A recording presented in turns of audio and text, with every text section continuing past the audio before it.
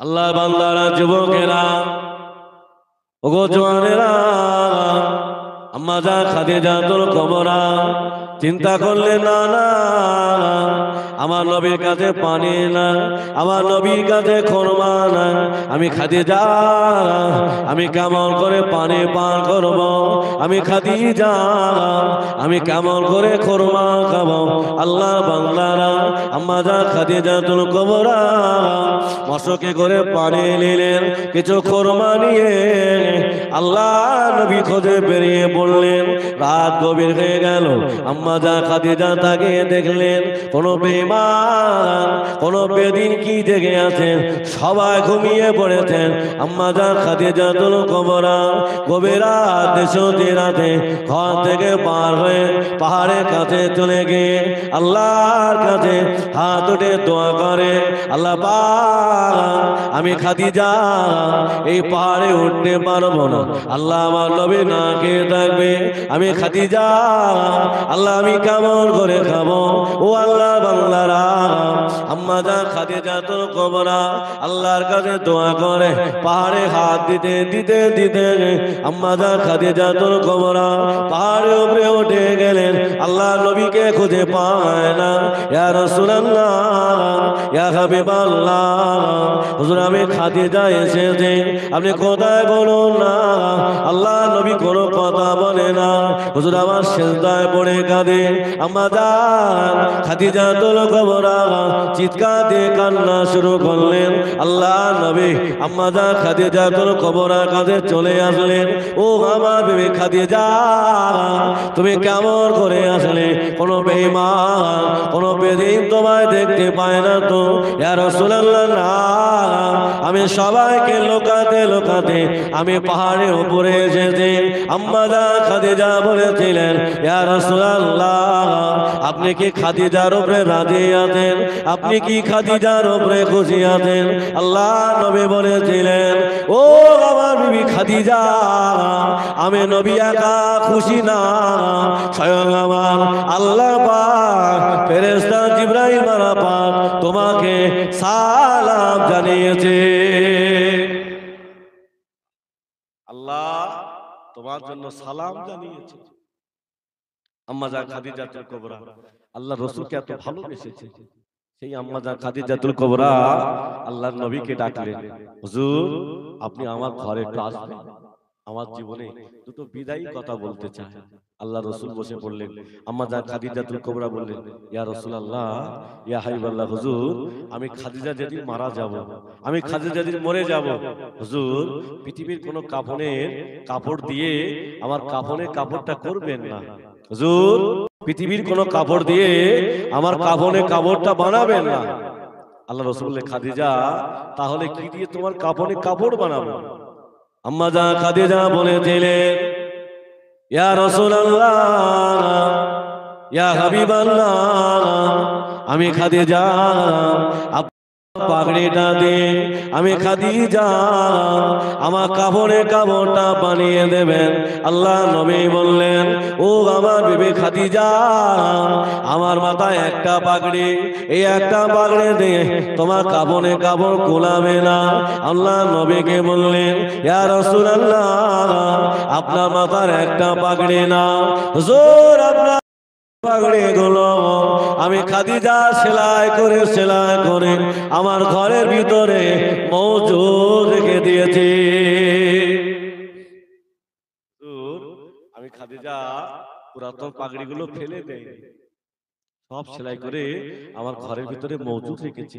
হুজুর ওই পাগড়ি দিয়ে আমার কাফনের কাপড়টা বানিয়ে দেবে। আল্লাহ রাসূল বলেন, খাদিজা আমার মাথার পাগড়ি দিয়ে তোমার কাফনের কাপড় বানিয়ে কি লাভ হবে? আম্মা জান খাদিজাতুল কুবরা বলে, হুজুর আমার শত বিশ্বাস আপনার মাথার পাগড়ি দিয়ে আমার কাফনের কাপড়টা বানিয়ে দিলে কবর আমার সঙ্গে ভালো ব্যবহার করবে, যদি হবে না। আল্লাহ রাসূল খাদিজাতুল কুবরা বলছে, হুজুর আমার দ্বিতীয় নাম্বার দাবি, হুজুর আমাকে যখন গোসল দেওয়া হয়ে যাবে, হুজুর কর্পূর লাগানো হবে, হুজুর আমার জন্য আমি কর্পূর মওজুদ করেছি। আল্লাহ রাসূল বলেন, খাদিজা কর্পূর কোথায় পেয়েছো? ইয়া রাসূলুল্লাহ, আপনি যখন ইসলামের দাওয়াত দিয়ে বাড়ি ফিরতেন, আপনার পায়ের নিচের ধুলাগুলো আমি আমি এক জায়গায় মজুদ করেছি, হুজুর ওইগুলো আমার কপ্পুর বানিয়ে দেবেন, যদি হবে না? ইয়া রাসূলুল্লাহ, ইয়া হাবিবাল্লাহ, পৃথিবীর কোন আতর আমার গায়ে দেবেন না, আমার ঘরের ভিতরে আমি আতর মজুদ রেখেছি। আল্লাহ নবী বললেন, খাদিজা কোথায় আতর? আল্লাহ নবীকে বললেন, ইয়া রাসূলুল্লাহ, আপনি যখন ইসলামের দাওয়াত দিয়ে আমার ঘরে আসতেন, হুজুর আপনার খামগুলো ঝরে ঝরে পড়তো, আমি খাদিজা ওই খামগুলো জোগাড় করে রেখে দিয়েছি, ওটা আমার আতর হিসাবে ব্যবহার করে দেবে।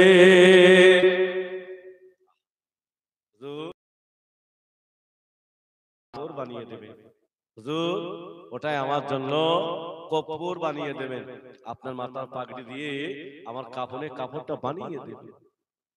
আল্লাহ রাসূল বলতে, খাদিজা তাহলে আমাকে বিদায় দেন। হুজুর আমার জীবনে আরেকটা দাবি, আমার যখন ইন্তেকাল হয়ে যাবে, কবরে লাশ দিয়ে সবাই 3 মুঠো মাটি দিয়ে চলে যাবে, হুজুর আপনি যেন আমার কবরটা ছেড়ে যাবেন না। হুজুর আপনি আমার কবরটা ছেড়ে যাবেন না। হুজুর ওই কবরের পাশে দাঁড়িয়ে আমার জন্য একটু দোয়া করবেন, আমার জন্য একটু দোয়া করবেন।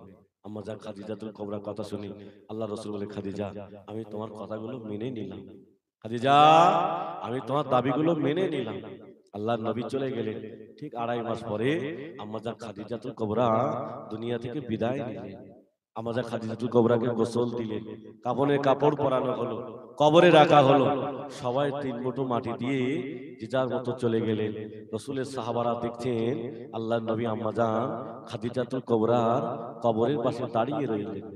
রাসূলের সাহাবারা বর্ণনা করেন, আল্লাহর নবী 2 হাত দিয়ে খাদিজাতুল কুবরার কবরের মাটিগুলো সরিয়ে দিতে লাগলেন। আল্লাহর নবী সিনা মোবারক দিয়ে চাপ দিলেন, আল্লাহর নবী দোয়া করলেন, সাহাবাদের মাঝে ফিরে আসলেন। আল্লাহর নবী সাহাবারা জিজ্ঞাসা করলেন, ইয়া রাসূলুল্লাহ আপনি মা খাদিজাতুল কুবরার কবরের পাশে বসে রইলেন, হুজুর আপনি দোয়া করলেন, হাত দিয়ে মাটিগুলো সরাতে লাগলেন। আল্লাহর নবী বলেছিলেন, ও আমার সাহাবারা, ইন্নী আরা মা লা তারাউনা, ও আমার সাহাবারা আমার দেখা তোমাদের দেখা সমান মনে করবে না, সমান মনে করবে না। আমি রাসূলুল্লাহ, আমি যত উপরে দেখতে পাই, আমি নিচে ততটা দেখতে পাই, আমি নবী ডাইনে যতটা দেখতে পাই, আমি নবী বামেও ততটা দেখতে পাই। উত্তরে হবে না, আমি নবী সব দেখতে পাই। আমি তোমাদের আম্মাজান খাদিজাতুল কুবরার কবরটা সংকীর্ণ হয়ে আসছেন, ছোট হয়ে আসছেন, আমি হাত দিয়ে খাদিজার কবরটা সরিয়ে দিতে লাগলাম। খাদিজার কবর কথা শোনে না, আমি সিনা মোবারক দিয়ে চাপ দিলাম, খাদিজার কবর কথা শোনে না। আমি দুটো হাত তুলে আল্লাহর কাছে দোয়া করলাম, আওয়াজ হয়ে গেল, খাদিজার কবর আমার হাবিবের মনে ব্যথা দিও না, আমার হাবিবের মনে দিও না, খাদিজার কবর আমার হাবিবের মনে দুঃখ দিও না, খাদিজার কবর আমার হাবিবের ওসিলায় খাদিজার কবরটা চওড়া হয়ে যাওয়া। জোরে হবে না, চিল্লে হবে না। একবার ভাবু যে আম্মা জান খাদিজাতুল কুবরাকে স্বয়ং আল্লাহ সালাম দিয়েছিলেন, আমরা নামাজ ছাড়া জান্নাত হবে না, ঈমানদার ছাড়া জান্নাত হবে না। আমার ভাইয়েরা, আমার যুবকেরা, জীবন পরিবর্তন করতে হবে, আল্লাহ আল্লাহ রাসূলকে ভালোবাসতে হবে। একবার মুহাম্মাদে দরুদ আল্লাহুম্মা, মাইক ম্যান ভাই কই?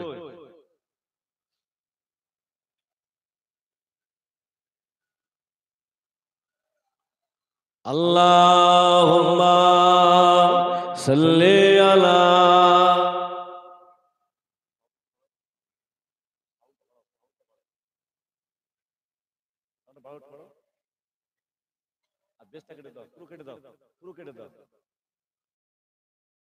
লা ইলাহা ইল্লাল্লাহ।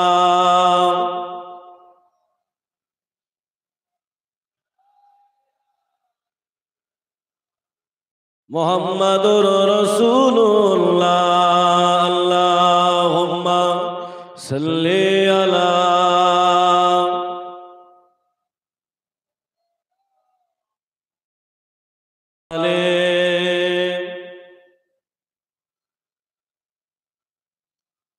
ভালোবাসার জায়গা মদিনা, ভালো লাগার জায়গা মদিনা, ভালোবাসার জায়গা মদিনা, ভালো লাগার জায়গা মদিনা।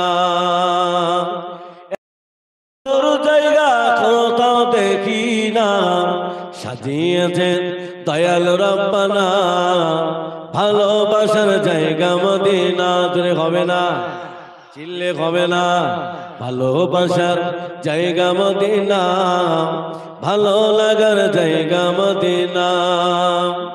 মদিনা শরীফে,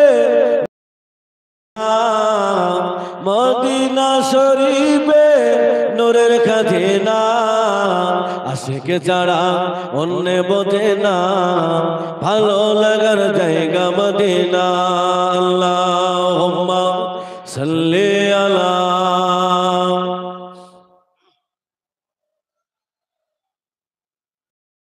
ওয়ালা আলি।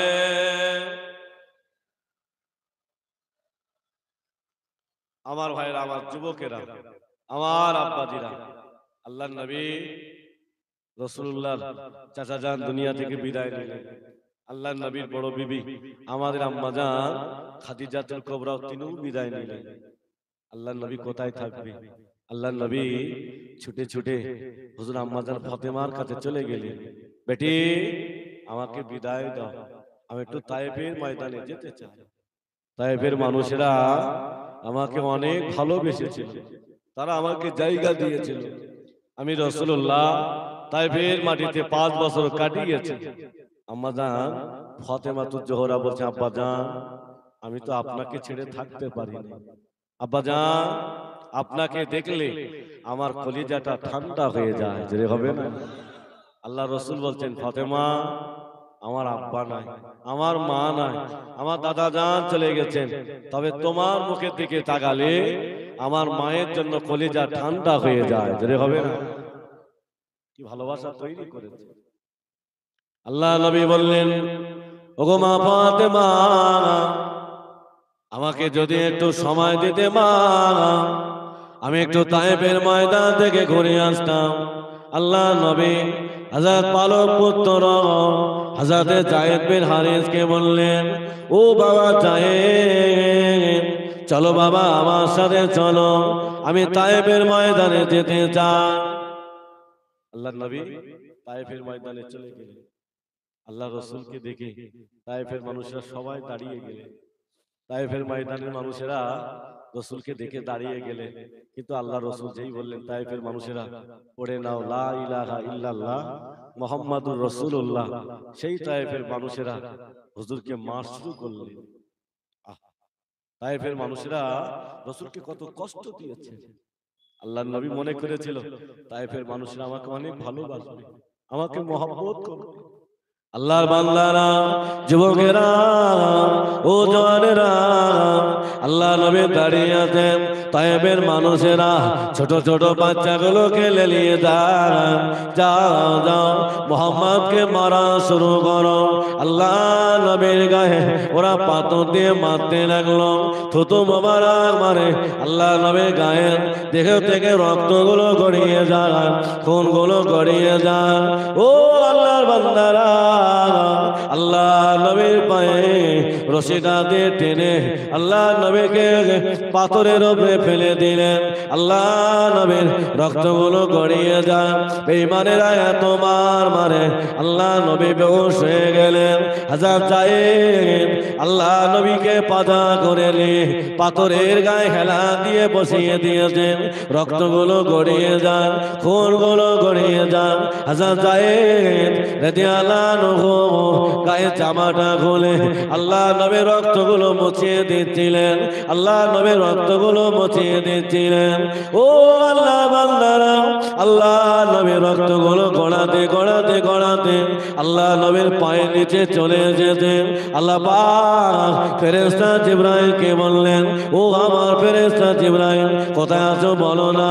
ফেরেশতা জিবরাইল বললেন, আল্লাহ আমি তো সিদরাতুল মুনতাহা, আমি বড়ই গাছের নিচে বসে আছি।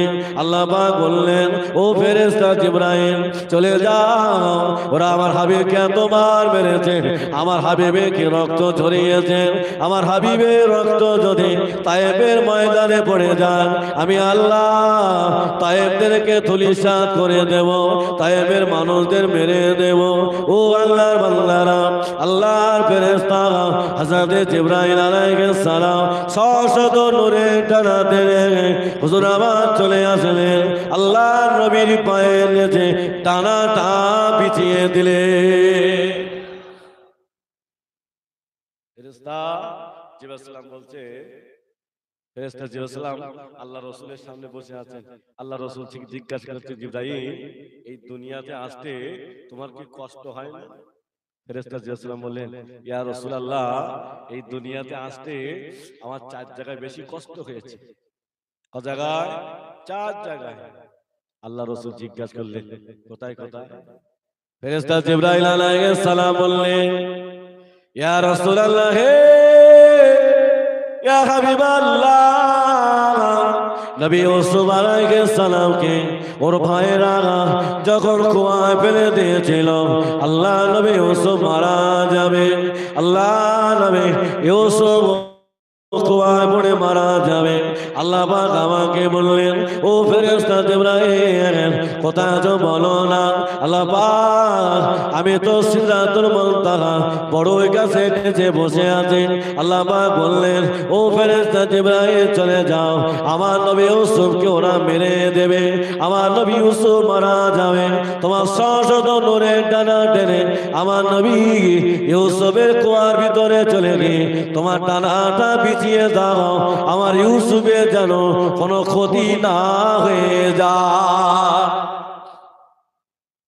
আল্লাহ নবী জিজ্ঞেস করলেন এক জায়গায়, দ্বিতীয় জায়গায় ইয়া রাসূলুল্লাহ ইয়া হাবিবাল্লাহ, নবী ইব্রাহিম খলিলুল্লাহ আলাইহিস সালাম যখন ইসমাঈলকে কুরবানি করতে নিয়ে গিয়েছিল, আর আমি না, আল্লাহ পাক আমাকে পাঠিয়ে দিলেন, ও ফেরেশতা জিবরাইল কোথায় আছো বলো না। আল্লাহ আমি তো সিদরাতুল মুনতাহা বড়ই গাছের নিচে বসে আছি। আল্লাহ পাক বললেন, আমার ফেরেশতা জিবরাইল চলে যা চলে যা, আমার নবী ইব্রাহিম আমার নবী ইসমাঈলকে জবাই করে দেবে, আমি আল্লাহ সহ্য করতে পারবো না। আমার জান্নাত থেকে একটা দুম্বা নিয়ে আমার ইসমাঈলকে তুলে দিয়ে ওই দুম্বাটা সরিয়ে দাও, নবী ইব্রাহিম খলিলুল্লাহ ইসমাঈল মনে করে জবাই করে দেবে, আমার দুম্বাটা জবাই হয়ে যাবে। আল্লাহ নবী জিজ্ঞাসা করলেন, ফেরেশতা জিবরাইল আর কোথায় কষ্ট হয়েছিল? ফেরেশতা জিবরাইল দাঁড়িয়ে দাঁড়িয়ে কাঁদছেন, কিছু বলছে না। আল্লাহ নবী জিজ্ঞাসা করলেন, বলো কাঁদছো কেন? ফেরেশতা জিবরাইল আলাইহিস সালাম বলেছিলেন, ইয়া রাসূলুল্লাহ হে ইয়া হাবিবাল্লাহ, তায়েফের মানুষেরা যখন আপনাকে মেরেছিল, এত মার মেরেছিল, ওরা আপনার গায়ে রক্তগুলো জড়িয়ে দিলেন, ওরা এত পাথর মারে আপনার গায়ে রক্তগুলো গড়িয়ে যায়। হুজুর আপনার রক্ত যদি জমিনে পড়ে, আমার আল্লাহ ওই তায়েফ মানুষদের আর বাঁচিয়ে রাখবে না। আল্লাহ আমাকে বললেন, তাড়াতাড়ি চলে যাও, ওরা আমার হাবিবকে তোমার মেরেছেন। হুজুর আমার আসতে বড় কষ্ট হলো, আমার আসার পরে আমার ডানাটা বিছিয়ে দিলাম, আল্লাহ নবীকে তোমার মেরেছেন। হযরত যায়েদ রাদিয়াল্লাহু আনহু আল্লাহ নবীকে পাহাড়ে গায়ে ফেলা দিয়ে দিয়েছেন। আল্লাহ নবী কোনো কথা বলতে নবী কোনো কথা বলে না। হযরত যায়েদ রাদিয়াল্লাহু আনহু বলেছিলেন, ও রব্বুল আলামিন আল্লাহ, ওরা আমার নবীকে মেরে দিয়ে ওরা আমার নবীকে শহীদ করে দিয়েছেন। আল্লাহ আমি দায় সহ্য করতে পারি না, আল্লাহ আমি দায়রা থাকতে পারি না। আল্লাহ পাক দেখতে পাওয়া যায় আল্লাহ নবীর কাছে চলে আসলেন, ইয়া রাসূলুল্লাহ হাবিবাল্লাহ, ইয়া রাসূলুল্লাহ হাবিবাল্লাহ, একটাবার বলুন না, আপনি যদি হুকুম দেন আমরা পাহাড়টা উঠিয়ে দিয়ে এই তয়েব মানুষদের দুনিয়া থেকে শোধ করে দেব। আল্লাহ নবী বলেছিলেন, ও পাহাড়ের ফেরেশতারা না, আমি নবী, ওরা আমার আমি নবী, ওরা বোঝে না, ওরা হয়তো কলেমা পড়বে না, ওরা আমাকে নবী বলে মানবে না, তবে ওদের বাচ্চাগুলো একদিন না একদিন আমার হাতে হাত দিয়ে কলেমা পড়ে মুসলমান হয়ে যেতে পারে। কি আদর্শ নবী! ফেরেশতারা আজকে হয়তো ওদের মেরে দিলে, কিন্তু ওদের বাচ্চাগুলো তো আমাকে নবী বলে মানতে পারে। আল্লাহর নবীকে নিয়ে বাড়ি আসা হলো। আল্লাহর নবী হযরত যায়েদ রাদিয়াল্লাহু আনহু রাসূলকে ধরে নিয়ে বাড়ি এসেছেন। আম্মা জান ফাতেমা আল্লাহ রাসূলের দিকে তাকিয়ে কেঁদে ফেলেছে। আল্লাহ, আমার আব্বাকে যারা মেরেছে আল্লাহ ওদেরকে ধূলিসাৎ করে দাও। আল্লাহ, আর আমার আব্বার গায়ে মেরেছে আল্লাহ ওদেরকে ধ্বংস করে দাও। আল্লাহ রাসূল হাতটা ধরে ফেললেন। ফাতেমা এমন দোয়া করতে না, ফাতেমা উল্টো দোয়া করতে নাই, বরং এটাই দোয়া কর, আল্লাহ আমার আব্বাকে যারা মেরেছে আল্লাহ ওদেরকে ইসলামের রাস্তায় চালিয়ে দাও। যদি হবে না, একটু মন খুলে হবে না? আল্লাহর বান্দারা, যুবকেরা, জওয়ানেরা, কোন নবী কাছে এসেছি বাবা, ও আল্লাহর বান্দারা, আল্লাহ নবী আর চলতে পারে না, হুজুরা হাঁটতে পারে না, দেখতে পাওয়া যায় এই মক্কার মানুষেরা আল্লাহ নবীর হাতে হাতে কলেমা পড়লেন। মক্কার মানুষেরা আল্লাহ নবীর হাতে হাতে কলেমা পড়লেন, তবে কিছু সংখ্যা মানুষ আল্লাহ নবীকে তাড়িয়ে দিলেন। মদিনার মানুষেরা আল্লাহ নবীকে আপন করে নিলেন। মক্কার মানুষরা কষ্ট দিয়েছেন, মদিনার মানুষরা রাসূলকে আপন করে নিয়েছে। আল্লাহর নবী মক্কা থেকে মদিনায় চলে গেলেন। দেখতে পাওয়া যায় 9 জনা মহিলা রাসূলুল্লাহর মহব্বতে পাগল হয়ে গেছে। রাসূলুল্লাহর মহব্বতে পাগল হয়ে গেছে। আমাদের নবী মক্কাতে নাই, আমরা আর মক্কায় থাকবো না, আমরা মক্কা থেকে মদিনায় চলে যাব। বাবা, ওই নবীকে আমরা ভালোবাসি তো? তাকবীর দাও তো, নারায়ে তাকবীর, আরো জোরে নারায়ে তাকবীর। আলহামদুলিল্লাহ, আমাদের নবী রওজার ভিতরে জিন্দা। একবার ধরে হবে না সুবহানাল্লাহ? এই আকীদা ঠিক রাখবে বাবা, তাহলে জীবন ধ্বংস হয়ে যাবে। আল্লাহ রাসূলকে যারা ভালোবেসেছে আল্লাহ পাক তাদের ইজ্জত বাড়িয়ে দিয়েছে। ধরে হবে না? প্রতাপ শরীফে, প্রতাপপুর দরবার শরীফে পিসিয়া হুজুর কেবলা ঘুমিয়ে আছেন, ঠিক তো? হ্যাঁ, আল্লাহর ওলি জিন্দা ওলি ঘুমিয়ে আছেন। ধরে হবে না সুবহানাল্লাহ? প্রতাপপুরি হুজুর, হুজুর কেবলা কবরের ভিতরে জিন্দা। তার কারণ আল্লামা হুজুর কিতাব লিখেছেন পীর মুরিদের তত্ত্ব। ওই কিতাবের ভিতরে কিভাবে পীর চিনতে হয়, কার কাছে গিয়ে পীরের মুরিদ হবে, পীরের কি আদর্শ হবে, পীরের কি ব্যবহার হবে, কে পীর সাহেব।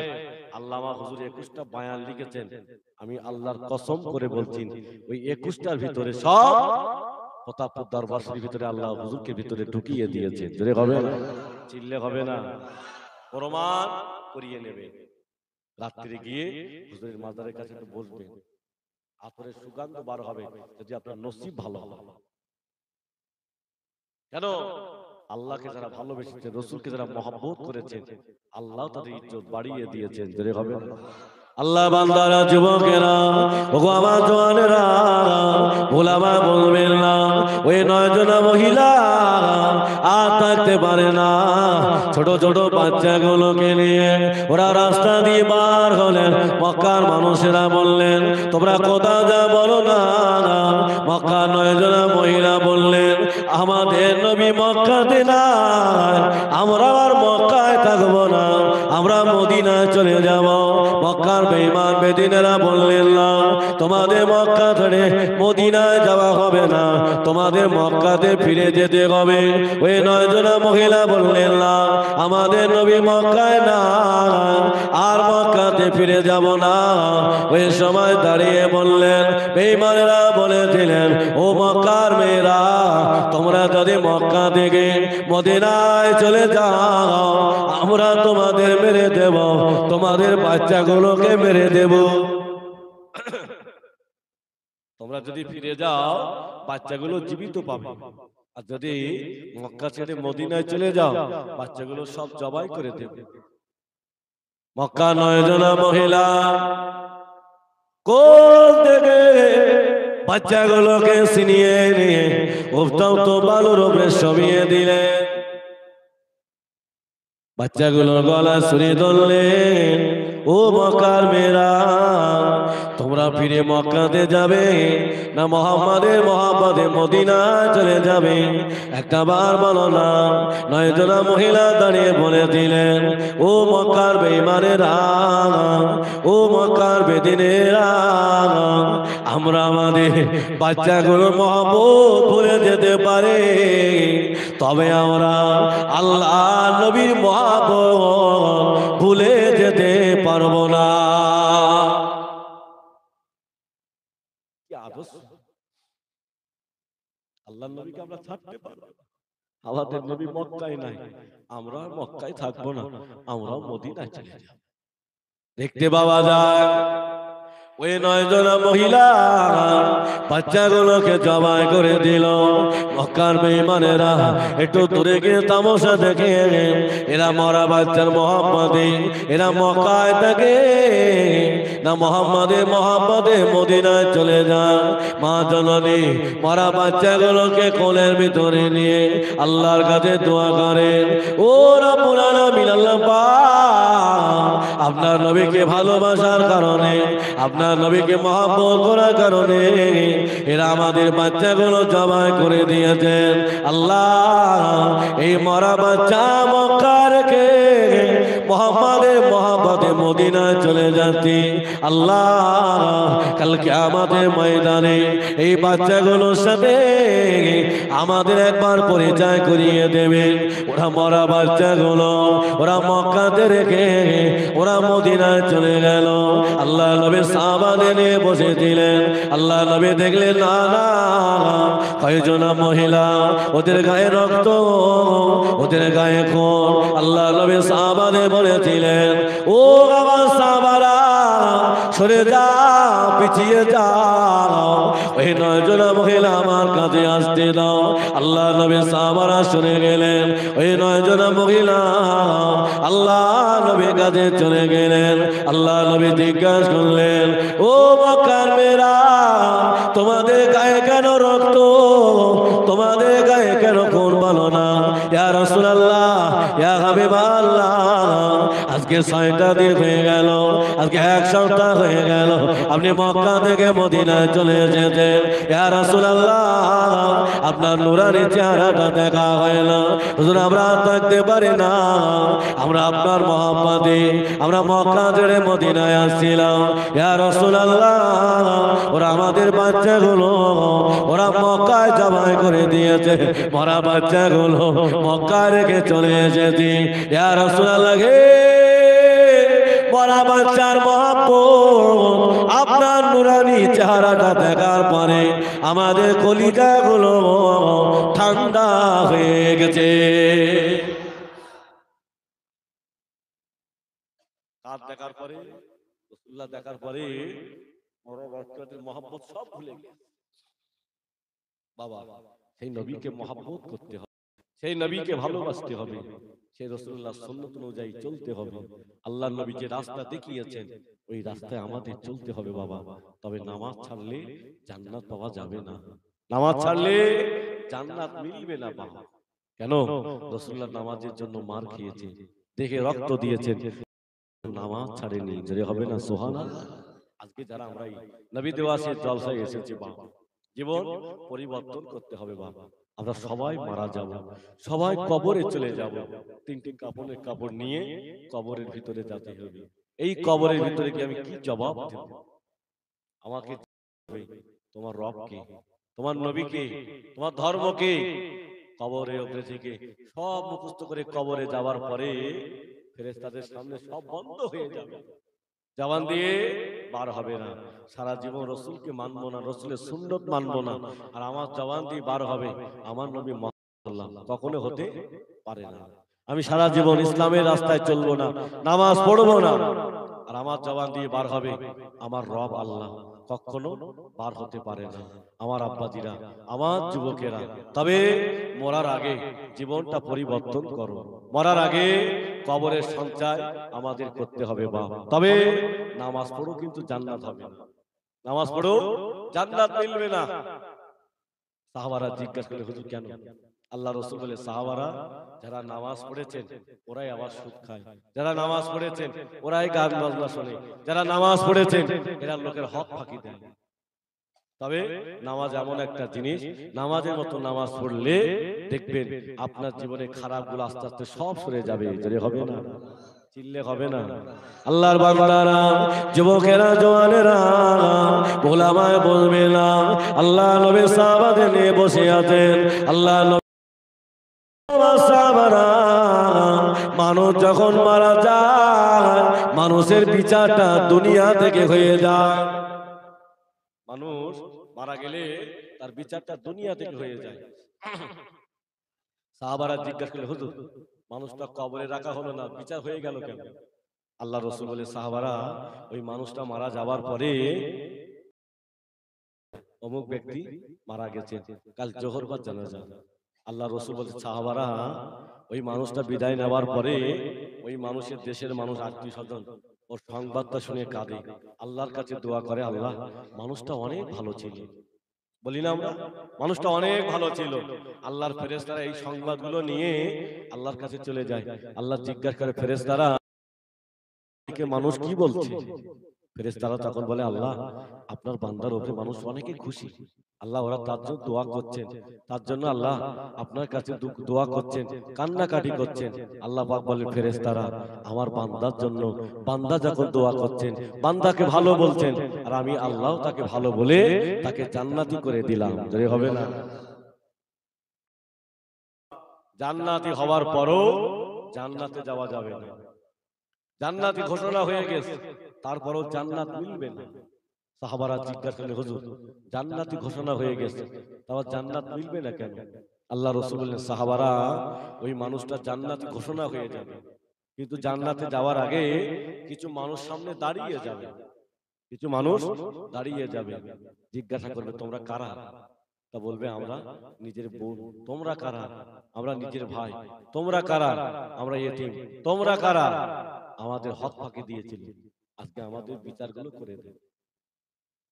আল্লাহ পাক জিজ্ঞাসা করবে, আজকে কি চাও? আজকে কি চাও? বান্দা তখন বলবে, আল্লাহ আজকে তো অর্থ সম্পত্তি চাই না, আল্লাহ আমাদের উপর জুলুম করেছে, আজকে আমরা মারতে চাই না, আল্লাহ আমরা এতিম ছিলাম, আমাদের মালগুলো জোর সত্ত্বে হক ভক্ষণ করেছেন, আল্লাহ আমরা কিছু চাই না। আল্লাহ বলবে, কি চাও? তখন বান্দারা বলবে, আল্লাহ আপনার এই বান্দার নেকিগুলো আমাদের দিয়ে দাও, বান্দার নেকিগুলো আমাদের দিয়ে দাও। আল্লাহর বান্দার নেকিগুলো সব দিয়ে দেবে, কিন্তু বান্দার নেকিও দেওয়ার পরও কুলাচ্ছে না। বান্দার নেকি সব শেষ হয়ে গেছে, সব শেষ, এখনো পাবে। তখন আল্লাহ ওই বান্দাগুলোর গুনাহগুলো এই ব্যক্তির ঘাড়ে চাপিয়ে দিয়ে এই ব্যক্তি জাহান্নামে গেলেন, আর ওরা পাওনাদাররা ওরা নেকিগুলো নিয়ে আল্লাহর জান্নাতেই চলে যাবে। জোরে হবে না সুবহানাল্লাহ? তাহলে বলুন, জীবন কোথায় করেছে? জীবন বাবা, জীবন যদি চলতে হয় জীবন গড়ার মতন গড়ুন, আল্লাহকে পাওয়া যাবে, রসুলকে পাওয়া যাবে। আর জীবন গড়ার মতন গড়তে না পারলে ও জীবনের কোনো মূল্য নেই। বাবা, জীবন যদি তৈরি করা হয়, জীবন তৈরি করার মতন করুন। আপনি গভীর রাত্রে আল্লাহর কাছে তওবা করুন, আল্লাহর কাছে মাফি চান, আল্লাহর কাছে ক্ষমা চান। আল্লাহ গুনাহ করে ফেলেছি, আল্লাহ একটু মাফ করে দাও না, আল্লাহ একটু ক্ষমা করে দাও। আল্লাহ বলছেন, বান্দা তোরা অন্যায় করলে, আমার কাছে হাত উঠিয়ে দোয়া করলে, আমি আল্লাহ তোদের জীবনে গুনাহগুলো মাফ করে দিয়ে যাই। যদি হবে না? সত্য হলো বারবার গুনাহ করব আর বারবার তওবা করব, কোনো কাজে আসবে না বাবা। তওবা করার মতো তওবাতুন নাসুহা করতে পারলে জীবন গড়ে যাবে, কবরে হাসরে কিয়ামতেও কোনো ভয় থাকবে না, জোরে হবে না। আল্লাহ বান্দারা, যুবকেরা, জওয়ানেরা, আল্লাহ নবী সাহাবা হযরতে সালাবা রাদিয়াল্লাহু আনহু, হযরত সাইয়্যিদুর রহমান দুজনা নবীর সামনে দাঁড়িয়ে গেলেন। আল্লাহ নবী বললেন, ও বাবা সালাবা, তুমি কি আমার সাথে জিহাদে যাবে? সাইয়্যিদ ইবনে আব্দুর রহমান বললেন, হুজুর আমি আপনার সাথে যেতে চাই। হুজুর আমি আপনার সঙ্গে যেতে চাই। আল্লাহ রাসূল বললেন, তোমাদের ভিতরে একজন যেতে হবে, দুজন আমার সঙ্গে যেতে পারবে না। একজন যাবে আর একজন বাড়িগুলো পাহারা দেবে। সাইয়্যিদ ইবনে আব্দুর রহমান বললেন, ভাই আমি যাই। সালাফা রাদিয়াল্লাহু আনহু বললেন, তুমি বাড়িতে পাহারা দাও। সাইয়্যিদ ইবনে আব্দুর রহমান রাসূলুল্লাহর সঙ্গে জিহাদে চলে গেলেন, আর সালাফা রাদিয়াল্লাহু আনহু বাড়িতে পাহারা দিচ্ছেন। হঠাৎ করে সালাফা রাদিয়াল্লাহু আনহু যেমনি আব্দুর রহমানের, সাইয়্যিদ আব্দুর রহমানের ঘরের ভিতরে ঢুকতে যাবে, আর হাতটা সাইয়্যিদ ইবনে আব্দুর রহমানের স্ত্রী গায়ে লেগে গেছে, হাতটা লেগে গিয়েছে। যে গিয়েছে সঙ্গে সঙ্গে পিছিয়ে, হুজুর আমার এত কান্না কাঁদছেন, আল্লাহ আমার বন্ধুর সামনে আমি কি জবাব দেব? ভালো করে বুঝুন যে বন্ধু আমাকে পাহারা দিতে বললেন, আর আমি আমানতের মাল খেয়ানত করলাম কি করে? হুজুর আমার মনে করলেন, না না, আমার বন্ধুর সামনে আমি মুখ দেখাতে পারবো না, আমার নবীর সামনে আমি মুখ দেখাতে পারবো না। ও আল্লাহর বান্দারা, হযরত সাইয়্যিদ ইবনে আব্দুর রহমানের বাড়ি থেকে সালাফা রাদিয়াল্লাহু আনহু হুজুর আমার জঙ্গলে চলে গেলেন। আল্লাহ আল্লাহ আমায় মাফ করে দাও, আল্লাহ আমায় ক্ষমা করে দাও, আল্লাহ অন্যায় করে ফেলেছে, আল্লাহ ক্ষমা করে দাও। আল্লাহর বান্দারা, আল্লাহ নবী জিহাদ থেকে ফিরে আসলেন। হযরত সাইয়্যিদ ইবনে আব্দুর রহমান বাড়িতে চলে গেলেন, বিবিকে জিজ্ঞাসা করলেন, ওগো আমার বিবি বলো না আমার বন্ধু কোথায়? বন্ধু কোথায়? বলে, হুজুর আমি দরজার পাশে দাঁড়িয়েছিলাম, পর্দার আড়ালে আমি দাঁড়িয়েছিলাম, আপনার বন্ধু উপরে ওঠার সময় কিন্তু হাতে একটু হাত লেগে গেছে হুজুর, তারপর থেকে আমার বাড়ির সামনে আর দেখতে পাইনি। কোথায় গেছে বলতে পারবো না। হযরত সাইয়্যিদ ইবনে আব্দুর রহমান সালাফা রাদিয়াল্লাহু আনহুর মেয়ের নাম হলো খানসানা। এই খানসানাকে সঙ্গে করে নিয়ে জঙ্গলে চলে গেলেন, গিয়ে দেখলে সালাফা রাদিয়াল্লাহু আনহু আল্লাহর দরবারে অজান না অনেক কাঁদছেন। সালাফা রাদিয়াল্লাহু আনহুকে বলেন, ভাই মাথা তোলো, কাঁদছো কেন? তো বললো, আমি অন্যায় করে ফেলেছি, আমি নবীর সামনে মুখ দেখাতে পারবো না, আমি নবীর সামনে আমি মুখ দেখাতে পারবো না। সালাফা রাদিয়াল্লাহু আনহুকে বললেন, আব্বাজান আমার সাথে নবী দরবারে চলুন। হযরত সালাফা রাদিয়াল্লাহু আনহুর মেয়ে খানসানা আব্বাজানকে সঙ্গে নিয়ে হযরত আবু বকর হুজুরের কাছে গেলেন। আবু বকর বলল, ক্ষমা হবে না। ওমর হুজুরের কাছে নিয়ে গেলেন, ওমর হুজুর বলে ক্ষমা হবে না। উসমান হুজুর বলে ক্ষমা হবে না। আল্লাহ নবী দরবারে নিয়ে গেলেন, আল্লাহ নবী বললেন তোমার ক্ষমা হবে না। কেউ ক্ষমা করছে না। খানসানা বলছেন, আব্বাজান যখন কেউ তোমাকে ক্ষমা করলো না, আজকে থেকে আমি তোমাকে আব্বা বলেও ডাকবো না। একবার বলুন, চিন্তা করে দেখুন, পৃথিবীর সবাই বাদ দিতে পারে, নিজের সন্তান যদি বলে আব্বা বলে ডাকবো না, জীবনে কোনো দাম আছে? খানসানা বললেন, আব্বাজান আমার নবী যখন ক্ষমা করলো না, আমি আপনাকে আজকে থেকে আব্বা বলে ডাকবো না। দেখতে বাবা যান হযরত সালাফা রাদিয়াল্লাহু আনহু কাঁদতে কাঁদতে জঙ্গলে চলে গেলেন। ও আল্লাহ বান্দারা, এত কান্না কেঁদেছেন আমার আল্লাহ সইতে পারে না। আল্লাহ পাক ফেরেশতা জিবরাইলকে পাঠিয়ে দিলেন, ও আমার ফেরেশতা জিবরাইল চলে যাও, চলে যাও, আমার আমার হাবিবকে জানিয়ে দাও, আমার দোস্তকে জানিয়ে দাও, সালাবা রাদিয়াল্লাহু আনহু আমি আল্লাহ ক্ষমা করে দিলাম। সালাবাকে এখনই নিয়ে আসতে বলো। আল্লাহ নবীর কাছে ফেরেশতা জিবরাইল আলাইহিস সালাম চলে গেলেন। ইয়া রাসূলুল্লাহ, হাবিবাল্লাহ, সালাবাকে আল্লাহ মাফ করেছেন, এখনই জঙ্গল থেকে নিয়ে আসতে বলেছেন। আল্লাহ নবী বললেন, বাবা ওমর চলে যাও, বাবা চলে যাও, আমার সালাবাকে নিয়ে এসো। আল্লাহ নবী সাহাবা হযরত ওমর রাদিয়াল্লাহু আনহু জঙ্গলে চলে গেলেন। সালাবা সিজদায় পড়ে কাঁদে, আল্লাহ আমাকে মাফ করে দাও, আল্লাহ আমায় ক্ষমা করে দাও। হযরত ওমর রাদিয়াল্লাহু আনহু বললেন, ও ভাই সালাবা, আর কাঁদতে হবে না, আল্লাহ তোমাকে ক্ষমা করে দিয়েছেন, আল্লাহ নবী আমার সাথে যেতে বলেছেন। হযরত সালাবা বললেন, না না, আমি নবীর সামনে যাব না, আমি নবীর সামনে মুখ দেখাতে পারবো না। হযরত সালাবা রাদিয়াল্লাহু আনহু, হুজুর আমার এত কান্না কাঁদেন, হুজুর আমার সিজদা থেকে মাথা তোলে না। হযরত ওমর রাদিয়াল্লাহু আনহু হযরত সালাবা রাদিয়াল্লাহু আনহুকে নিয়ে আল্লাহ নবীর দরবারে ডেকে আসেন। হযরত সালাবা মাথাটা নিচু করে কাঁদেন। আল্লাহ নবী বললেন, ও বাবা সালাবা, কেঁদো না, আমি রাসূলুল্লাহ কি বলবো, স্বয়ং আমার আল্লাহ পাক তোমাকে ক্ষমা করে দিয়েছে, আল্লাহ তোমাকে ক্ষমা করেছে। সালাবা রাদিয়াল্লাহু আনহু রাসূলুল্লাহ দরবারের সামনে বসে আছে, কিছুক্ষণ হয়ে গেছে।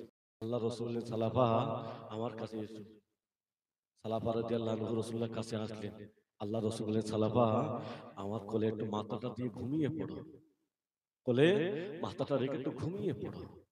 সালাবা রাদিয়াল্লাহু আনহু বললেন, ইয়া রাসূলুল্লাহ, না, আমি বড় গুনাহগার, আমার মাথা আমি আপনার কোলে রাখবো না, আমি সালাবা আমি আল্লাহ দরবারে জবাব দিতে পারবো না। আল্লাহ নবী বললেন, বাবা সালাবা আমার কোলে তো মাথাটা রেখে ঘুমিয়ে যাও। হযরত সালাবা রাদিয়াল্লাহু আনহু হুজুর আমার টুকটুক করে গিয়ে আল্লাহ নবীর কোলে মাথাটা রেখে ঘুমিয়ে গেলেন। কিছুক্ষণ হয়ে গেল, হযরত সালাবা আল্লাহ নবীকে ডাকলেন, ইয়া রাসূলুল্লাহ, ইয়া হাবিবাল্লাহ, আমার বুকের ভিতরে যেন কি একটা শিরশির করে, ইয়া রাসূলুল্লাহ, আমার বুকের ভিতরে কি যেন শিরশির করে। আল্লাহ নবী বললেন, ও বাবা সালাবা, কেঁদো না বাবা, কেঁদো না, উনি অন্য কেউ না, ফেরেশতা হযরত মালাকুল মউত আযরাইল আলাইহিস সালাম হাজির হয়ে গেছেন, তোমার জানটা কবজ করে নিয়ে যাবে। বাবা সালাবা জীবনে কার আশা আছে বলো না। আল্লাহ নবীকে বললেন, ইয়া রাসূলুল্লাহ, আর একবার আবার কলেমা পড়ুন, আর একটাবার আমাকে কলেমা শুনিয়ে দেন। হুজুর আপনার কলেমাটা শুনলে আমার কলিজাটা ঠান্ডা হয়ে যায়। আল্লাহ নবী পড়তে লাগলেন, হযরত সালাবা পড়তে লাগলেন।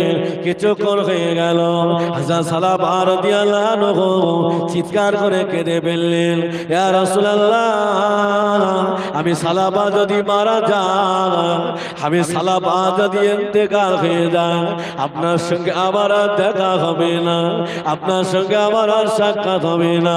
আল্লাহ নবী বলেছিলেন, ও বাবা সালাবা কেঁদো না বাবা, আমি রাসূলুল্লাহ জানিয়ে দিলাম, কাল কিয়ামতের ময়দানে মাশারে আমি তোমাকে না নিয়ে আল্লাহ পাকের জান্নাতে যাব না। সালাবা আমি তোমাকে না নিয়ে জান্নাতে যাব না। সালাবা রাদিয়াল্লাহু আনহু হুজুর আমার আস্তে আস্তে বিদায় নিলেন। আল্লাহ রাসূল বললেন, সাহাবারা আমার সালাবাকে গোসল দাও, কাপড়ের কাপড় পরাও, আমার সালাবার জানাজার ইমামতি আমি রাসূল নিজেই করব। আল্লাহ রাসূল জানাজার ইমামতি করলেন। সালাবা রাদিয়াল্লাহু আনহু লাশটা ধরে নিয়ে যাচ্ছেন। হযরত ওমর রাদিয়াল্লাহু দেখছেন আল্লাহর নবীর পা দুটো যেন নিচু হয়ে পড়ছে। হযরত ওমর রাদিয়াল্লাহু জিজ্ঞাসা করলেন, ইয়া রাসূলুল্লাহ, আপনার পা দুটো উঁচু নিচু হয়ে পড়ছিল কেন? আল্লাহ রাসূল বললেন, বাবা ওমর, আমার সালাবার উপরে আল্লাহ এত রাজি হয়ে গেছেন, আমার সালাবার উপরে আল্লাহ এত খুশি হয়ে গেছেন, আমার সালাবার জানাজায় আল্লাহর ফেরেশতারা এত এসেছেন, আমি রাসূলুল্লাহ আমার পা দুটো আমি ঠিকভাবে ফেলতে পারি না। যে হবে না, কি করেছেন? খালেস অন্তরে তওবা করেছেন। আমার যুবক ভাইরা, আমার আব্বাজিরা, আমার অনেক যুবকরা আছে বাবা, এরা লটারি কাটে, এরা লটারি কাটে। আর অনেক যুবক এরা আবার কাঁকড়া খায়। আছে না? না এখানে নেই বাপ নাকি? কাঁকড়া খায়। এই দিঘার পরে কি একটা গ্রাম আছে, কি বলে ওর, হ্যাঁ মন্দারমণি না কি বলে বাবা, শোনো শোনো, কাঁকড়া খাচ্ছে তো ইমাম সাহেবকে জিজ্ঞাসা করো কাঁকড়া খাওয়া যাবে কিনা। ইমাম আবু হানিফার মতে কাঁকড়া খাওয়াও যাবে না, কাঁকড়ার ব্যবসাও করা যাবে না, হয়তো করা যেতে পারে। তবে যারা ইমাম আবু হানিফাকে ইমাম বলে মানে তারা শাফি মাযহাবের আমল করতে পারবে না। মাথায় থাকলো, বুঝতে পারলে কথাটা?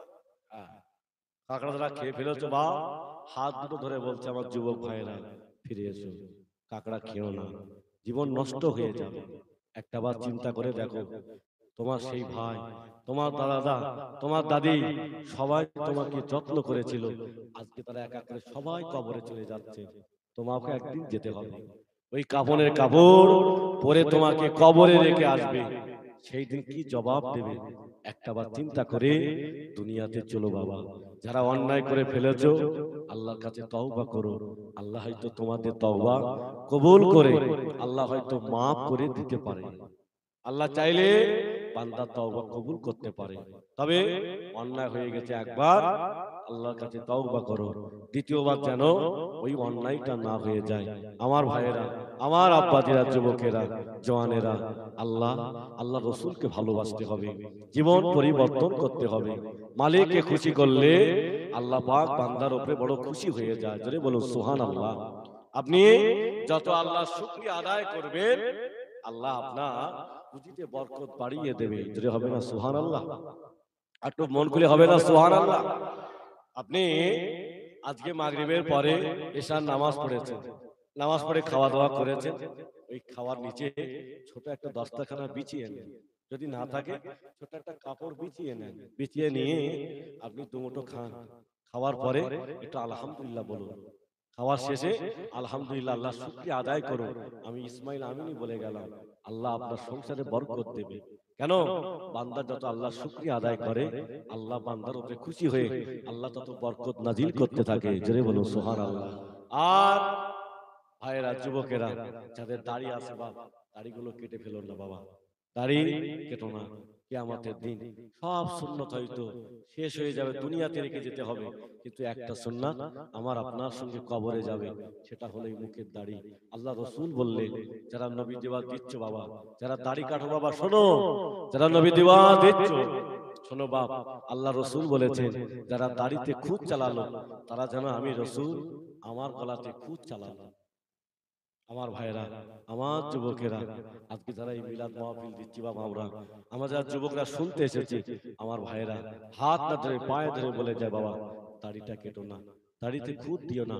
অনেক চাচারা আছে তারাও দাড়ি কাটছে, খুব নবীর দেওয়ানা, তবে নবীর সুন্নত মানবো না, নবীকে মানবো না, নামাজ পড়বো না, আর কবরে গিয়ে বলবো আমার নবী মুহাম্মদ সাল্লাল্লাহু আলাইহি ওয়াসাল্লাম, জবান দিয়ে বার হবে না, জবান বন্ধ হয়ে যাবে। হাত কথা বলবে, হাত কথা বলবে, পা কথা বলবে, জবান বন্ধ হয়ে যাবে। হাত সাক্ষী দেবে আল্লাহ এই হাত দিয়ে অন্যায় কাজ করেছিল, পা সাক্ষী দেবে আল্লাহ এই পা দিয়ে খারাপ রাস্তা হেঁটেছিল। বান্দা কিছু বলতে হবে না, অঙ্গ প্রত্যঙ্গ সব সাক্ষী দেবে। গভীর রাত্রে কি অন্যায় করেছে কেউ দেখতে পায়নি, দেখেছে কি আল্লাহ।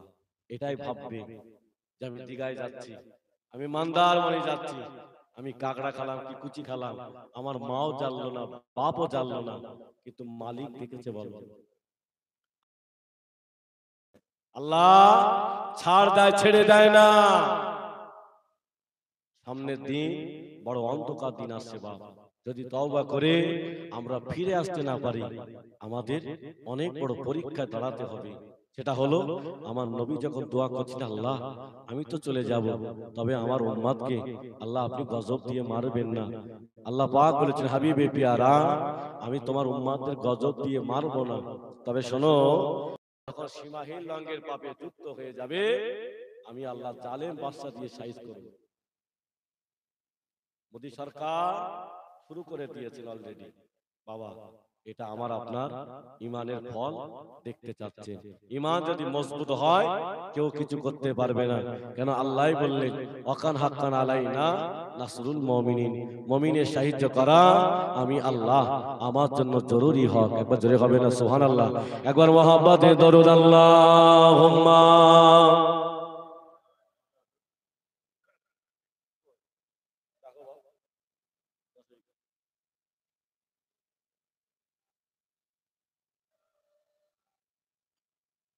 আল্লাহুম্মা।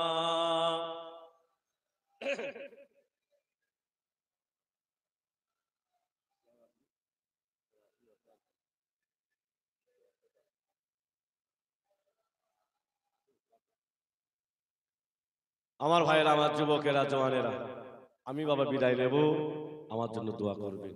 আল্লাহ পাক যতটুকু বলালেন তার থেকে আমল করার তৌফিক দেন, বলুন আল্লাহুম্মা আমিন। রাগ করলেন আমার উপরে? যুবকেরা রাগ করেছো না? জীবন পরিবর্তন করো বাবা, আল্লাহ আমাদের ভালো করবে। আর আল্লাহ আমাদের ভালোবাসে বলে এই সুন্দর জলসায় হাজির করিয়েছেন, এর জন্য লাখ শুকরিয়া, বলুন আলহামদুলিল্লাহ। আলহামদুলিল্লাহ। কেন? আল্লাহ পাক চাইলে এই একটা দিনের জলসার ওসিলায় যদি আমার জীবন পরিবর্তন করার নিয়তে আমি এখানে বসি, আল্লাহ চাইলে এই মাহফিলের ওসিলায় আল্লাহ আমাকে জান্নাত দিতে পারে, বলুন আল্লাহুম্মা আমিন। আমার ভাইয়েরা, আমার যুবকেরা, আজকে কমিটির কাছে আমি ক্ষমা চেয়ে আমি বিদায় নিচ্ছি। আমি একটু বাড়িতে যেতে হবে, একটু অনেক বড় সমস্যার জন্য আমি চলে যাচ্ছি। আসুন একটু সালাম পড়বো, ইয়া নবী সালাম।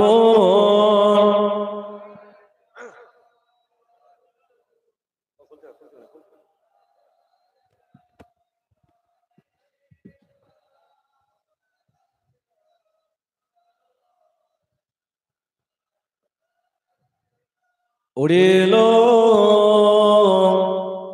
আল্লাহর বাণী, পোহালো দুঃখের রজনী, হইল জগৎ নূরানিয়ে, আমেনার নির্মণি, ইয়া নবী।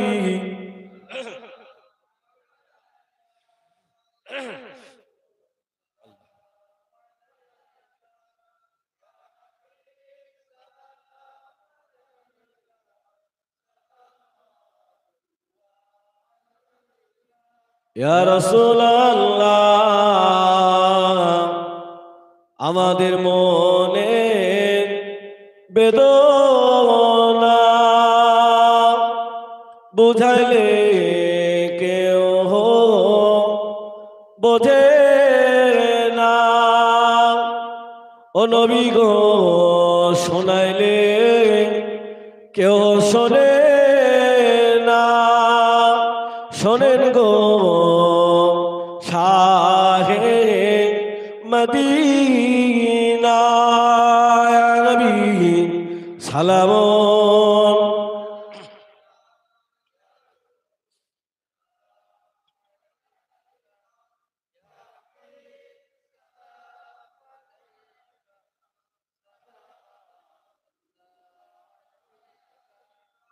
ইয়া রাসূলুল্লাহ,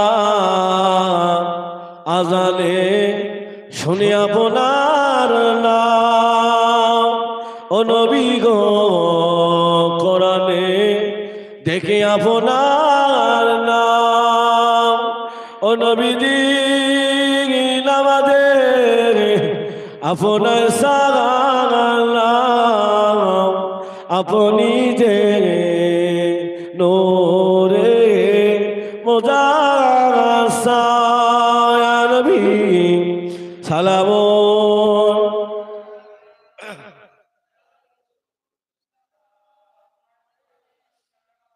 ইয়া হাবিব সালাম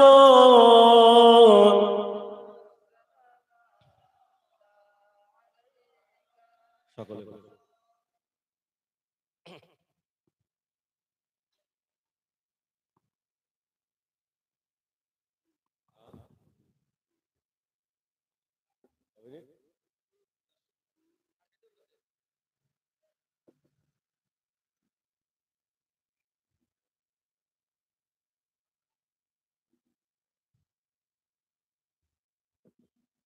আমার ভাইরা, যুবকেরা, জওয়ানেরা, আমার আব্বাজিরা, তাহলে নামাজ পড়বেন, আল্লাহর কাছে দোয়া করবেন, জীবনে গুনাহ মাফির জন্য আল্লাহর কাছে ক্ষমা চাইবেন। কেন? আল্লাহর কাছে ক্ষমা চাইলে আল্লাহ বান্দার তওবা কবুল করে। জোরে বলো সুবহানাল্লাহ। আল্লাহকে যারা ভালোবেসেছেন আল্লাহ তাদের ইজ্জত বাড়িয়ে দিয়েছেন। জোরে হবে না সুবহানাল্লাহ? বসিরহাটের বড় মাওলানা আল্লামা হুজুরের মাজার জিয়ারত করেছেন আপনারা? জান না? যাবেন। আল্লামা হুজুর 150 বেশি কিতাব লিখেছেন। একবার জোরে হবে না সুবহানাল্লাহ? আল্লামা হুজুর বলতেন, আমার কিতাব যার ঘরে আমি রুহুল আমিন তার ঘরে রয়ে গেলাম। জোরে হবে না? আল্লামা হুজুর বলতেন, আল্লাহ আমার এই মাদ্রাসাটা কবুল করে নিয়েছে। আল্লামা হুজুর মাদ্রাসা চেনেন তো? হ্যাঁ, আমার ভাইয়েরা, সেই আল্লামা হুজুরের কিতাব নামাজ শিক্ষা, কিভাবে নামাজ পড়তে হয়।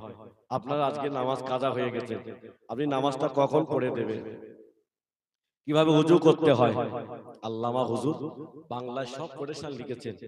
নামাজ শিক্ষা, নামাজ শিক্ষা বই যদি আপনারা নেন, আমার এই সাথী ভাই ভেতরে যাচ্ছে, আপনাকে একটা করে নামাজ শিক্ষা নেবেন, 50 টাকা করে বইটার দাম রেখেছেন। আমার ভাইরা, আপনি একটাবারে নিয়ে শুধু একটু বাংলায় পড়ে দেখবেন যে আল্লামা হুজুর কি লিখেছেন, আল্লাহ তাকে কত এলেম দিয়েছিলেন।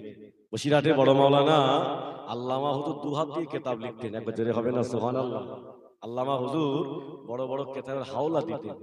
মোজাদ্দেদুজ্জামান ফুরফুরা শরীফের 21, 22, 23 ইসালের সওয়াব।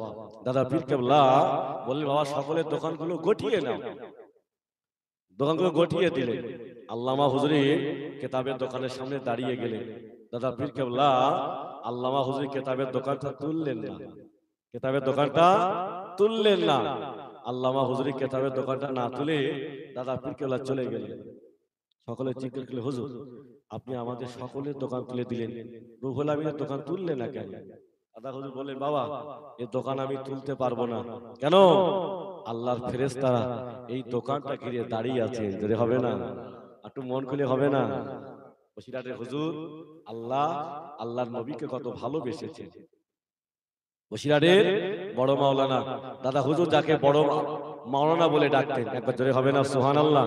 আল্লাহ বান্দারা, যুবকেরা, জওয়ানেরা, বসিরহাটের বড় মাওলানা আল্লামা হুজুর কেবলা রহমাতুল্লাহ আলাইহি আল্লাহকে কতটা ভালোবেসেছেন, রাসূলকে কতটা মহব্বত করেছেন। হুজুর আমার তাহাজ্জুদের নামাজ মক্কাতে পড়ে হিন্দুস্তানে এসে ফজরের নামাজ আদায় করতে দেরি হবে না। ফজরের নামাজ কোথায় পড়তেন? বাড়িতে এসে পড়তেন। আমার ভাইরা, সেই আল্লামা হুজুর দেখে রক্তগুলো পানি করে কিতাব লিখেছেন। যখন আহলে হাদিসরা মাথা চড়া দিয়েছেন, লা মাযহাবিরা মাথা চড়া দিয়েছেন, আযান গাছিরা মাথা চড়া দিয়েছেন, তাবলীগীরা মাথা চড়া দিয়েছেন, আল্লামা হুজুর দাদা পীর কেবলার দরবারে চলে গেছে। হুজুর আমি কি কিতাব লিখবো? দাদা পীর কেবলা বললেন, বাবা রুহুল আমিন কিতাব লেখো। আল্লামা হুজুর কিতাব লিখলেন। দাদা পীর কেবলার দরবারে নিয়ে গেলে সই করে দিলেন। বাংলার এমন কোন মাইকাল্লাল জন্মগ্রহণ করেনি যে আল্লামা হুজুরের কিতাবের একটা অক্ষরে ভুল ধরে। একবার জোরে হবে না সুবহানাল্লাহ? সেই কিতাবগুলো একবার দেখে আসবেন বাপ, আর কিতাবগুলো বাড়িতে নিয়ে পড়বেন। হুজুর সব বাংলায় লিখে গেছেন, কিতাবগুলো সব বাংলায় লিখে গেছেন। আমার ভাইরা, আমার যুবকেরা, যে কথা বলছিলাম, তাহলে আল্লাহ রসুলকে ভালোবাসতে হবে, জীবন পরিবর্তন করতে হবে। আল্লাহ বলেন, বান্দা রাত যত গভীর হয়ে যায়, সমস্ত দরজা জানলা বন্ধ হয়ে যায়, আমি আল্লাহ আমার রহমতের দরজা খুলে দেওয়া হয়। একবার জোরে হবে না সুবহানাল্লাহ? আমার ভাইয়েরা, আমার যুবকেরা, আমার জওয়ানেরা, তাহলে আল্লাহকে ভালোবাসুন, রসুলকে মহব্বত করুন। বিদায় নেব, আমার জন্য দোয়া করবেন। ভাই ভাইকে নিয়ে এসো। আমি ভাই ওই তো ভাই চলে গেল তো। হ্যাঁ তো ফেক খেয়ে অনেক সময় লাগবে তো। না না আমি পারবো না ভাই, আমার ভাইয়া ক্ষমা করতে হবে দিন আমার ভাই দিলে ক্ষমা করতে হবে, আমি তো ক্ষমা চেয়েছি আপনাদের কাছে। এক 10টা 20 হয়ে গেছে বাবা। আমার ভাই আমি বিদায় নেব।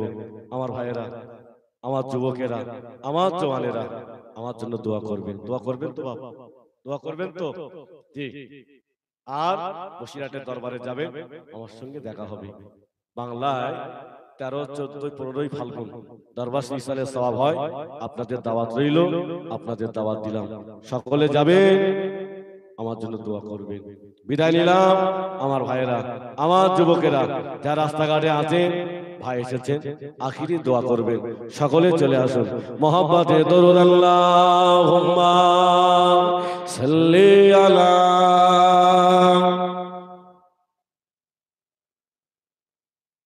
ওয়ালা আলি।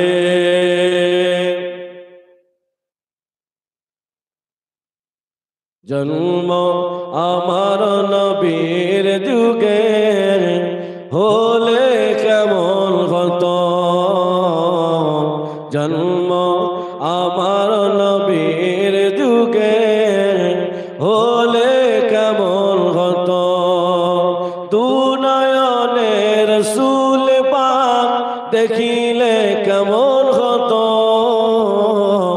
জন্ম আমার নবীর যুগে হলে কেমন হতো। আল্লাহুম্মা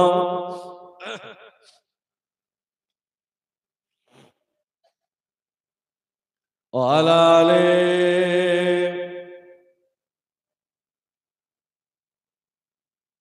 আল্লাহর বান্দারা, যুবকেরা, জওয়ানেরা, আল্লাহকে ভালোবাসুন, গভীর রাত্রে মালিকের কাছে কাঁদুন, আল্লাহকে বলুন আল্লাহ জীবনে অন্যায় অপরাধ করে ফেলেছি, আল্লাহ আমায় ক্ষমা করে দাও, মাফ করে দাও। আল্লাহ বলে বান্দা তোরা যখন আমার কাছে ক্ষমা চাস, আমি আল্লাহ তোদের জীবনে গুনাহগুলো মাফ করে দিয়ে থাকি। আমার ভাইরা, তাহলে মালিকের কাছে ক্ষমা চাইতে হবে, অন্যায় অপরাধের জন্য আল্লাহর কাছে ক্ষমা চাইলে আল্লাহ বান্দাকে জীবনে গোনার দিকে তাকিয়ে মালিককে স্মরণ করুন।